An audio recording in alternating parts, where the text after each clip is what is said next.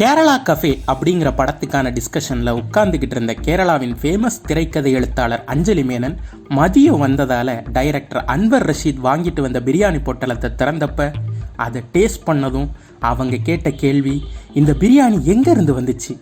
அப்போது அஞ்சலிக்கு தெரியாது, 2 வருஷம் கழித்து அந்த பிரியாணி தான் டைரக்டர் அன்வர் ரஷீத் கூட ஒரு படம் பண்ண வைக்கும்னு. அந்த படம் அவங்களுக்கு தேசிய விருது வாங்கி கொடுக்கணும். இப்படித்தான் உருவாச்சு இந்தியாவுடைய சிறந்த அழகான ஃபுட்டி படம் உஸ்தாத் ஹோட்டல்.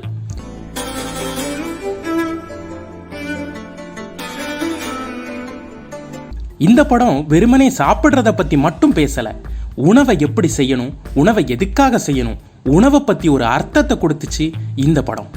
வளைகுடா நாட்டில் ஆரம்பிக்கிற கதை ஹீரோ துல்கர் சல்மான் தன்னோட அக்காக்கள் காட்டுற பாசத்தில் தன்னை மறந்து வாழ்கிற ஷார்ட்ஸில் ஆரம்பிக்கும். அக்காக்களை ரசிக்க வச்சு துல்கர் பண்ணக்கூடிய சின்ன சின்ன டிஷ்ல ஆரம்பிக்கக்கூடிய துல்கரோட சமையலாசை MBA படிக்கிறேன்னு வெளிநாட்டுக்கு போயிட்டு செஃப் ஆகி வந்து நிற்கிற சுச்சுவேஷனுக்கு போயிடும்.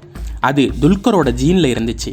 3வது தலைமுறையாக சமையலை கையில் எடுத்ததை பிடிக்காத படத்தில் வர்ற துல்கரோட அப்பா கோழிக்கோட்டு பீச்சில் உஸ்தாத் ஹோட்டல்னு ஃபைசியோட தாத்தா கிரேட் மலையாளி ஆக்டர் திலகன் ஒரு ஹோட்டல் நடத்துகிறாரு. மூர்த்தி சிறுசாக இருந்தாலும் கீர்த்தி பெருசுன்னு சொல்கிற மாதிரி உஸ்தாத் ஹோட்டல் தனக்கான ரசிகர்களோட நல்லா போயிட்டு இருந்துச்சு. உஸ்தாத் ஹோட்டலுக்கு ஃபேமஸ் என்னென்னா அவங்க சமைக்கிற ஸ்பெஷல் தம் பிரியாணி தான். இந்த கதையும் தம் பிரியாணி பற்றி தான். பிரியாணி செய்கிறது ஒரு கலைன்னா அதை சாப்பிட்றது இன்னொரு கலை. வெறுமனே சீரக சம்பா அரிசியை பிரியாணி செஞ்சு அதை சாப்பிட்டு என்னடா தக்காளி சாதம் மாதிரி இருக்கே அப்படின்னு சலிச்சு போன உங்களுக்கு உஸ்தாத் ஹோட்டல் தரமான பிரியாணினா எப்படி இருக்கும்னு உணர வைக்கும். சமைக்கிறதும் சாப்பிட்றதும் படம் முழுக்க நிறைஞ்சிருக்கும். ஒரு கட்டத்தில் உஸ்தாத் ஹோட்டலில் செய்கிற பிரியாணி தான் பக்கத்து ஸ்டார் ஹோட்டலில் விற்கிறாங்கன்னு தெரிகிறப்ப தான் உஸ்தாத் ஹோட்டல் ரெசிபியோட ருசி துல்கருக்கு புரிய வருது. சமைக்கிறது வயிற்றை நிரப்புறதுக்குன்னு நினச்சிக்கிட்டு இருந்த துல்கரை அவங்க தாத்தா மதுரைக்கு அனுப்பி வைக்கிறாரு.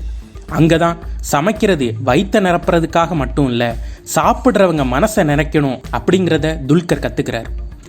மதுரையில் ஒரு அனாதை இல்லத்தில் கோழிக்கோடு உஸ்தாத் ஹோட்டல் பிரியாணியை சமைக்கிற துல்கருக்கு செஃப்னா யார், எதுக்காக சமைக்கணும்னு எல்லாமே புரிய வருது.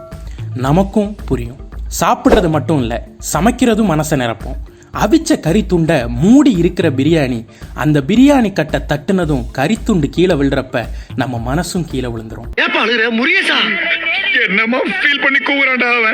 பாய்ங்க பிரியாணி இருக்கிற வர மத நல்லிணக்கம் இங்க வாழ்ந்துகிட்டே தாங்க இருக்கும்.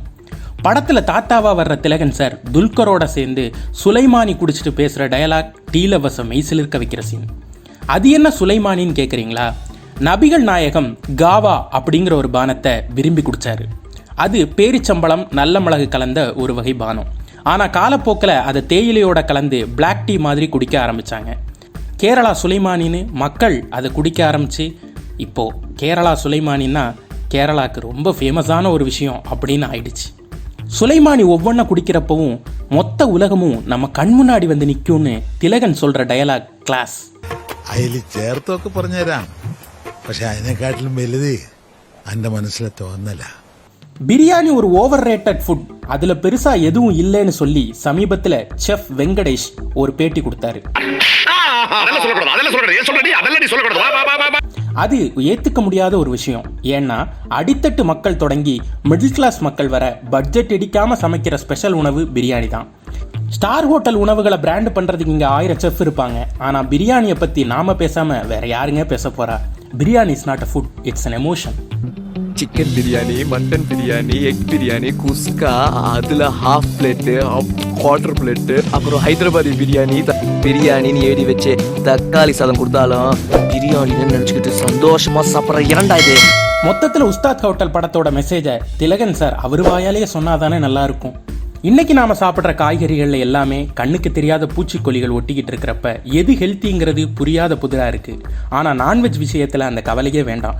இறைச்சிக்கறியில் யாரும் பெருசாக கெமிக்கல் சேர்க்க முடியாத காரணத்தால் ஆயில் மட்டும் ஒரிஜினலாக ஆர்கானிக் ஆயிலும் ஆர்கானிக் அரிசியும் யூஸ் பண்ணால் பிரியாணி மாதிரி ஹெல்த்தி ஃபுட் உலகத்திலேயே இல்லைங்க. அடுத்து படத்தில் சொல்லக்கூடிய சுலைமானி. வழக்கமாக டீ குடித்தா பித்தம் வரும் அப்படின்னு சொல்லுவாங்க. அது சயின்டிஃபிக்கலி ப்ரூவன் தான். பாலும் தேயிலையும் கலந்து அதிகமாக நம்ம உட்கொள்ளக்கூடிய டீனால் அந்த மாதிரி பித்த கோளாறுகள் வர வாய்ப்பு இருக்குது. ஆனால் இந்த படத்தில் காட்டுற சுலைமானி ஒரு ஹெல்த்தி ட்ரிங்க். கண்டிப்பாக பிளாக் டீ மாதிரி இந்த சுலைமானியை குடிச்சிங்கன்னா தெம்பாகவும் இருக்கும், உடம்புக்கு ஆரோக்கியமாகவும் இருக்கும். இன்னொரு நல்ல படத்தோட த ரைஸ் உணவு மருந்தும் உங்களை சந்திக்கிறோம். அதே நேரம் உங்களுக்கு பிடிச்ச ஃபுட்டி படத்தையும் மறக்காமல் கமெண்ட் பாக்ஸில் கமெண்ட் பண்ணுங்கள். அந்த படத்தை பற்றியும் மக்களுக்கு தெரிய வைக்கலாமே.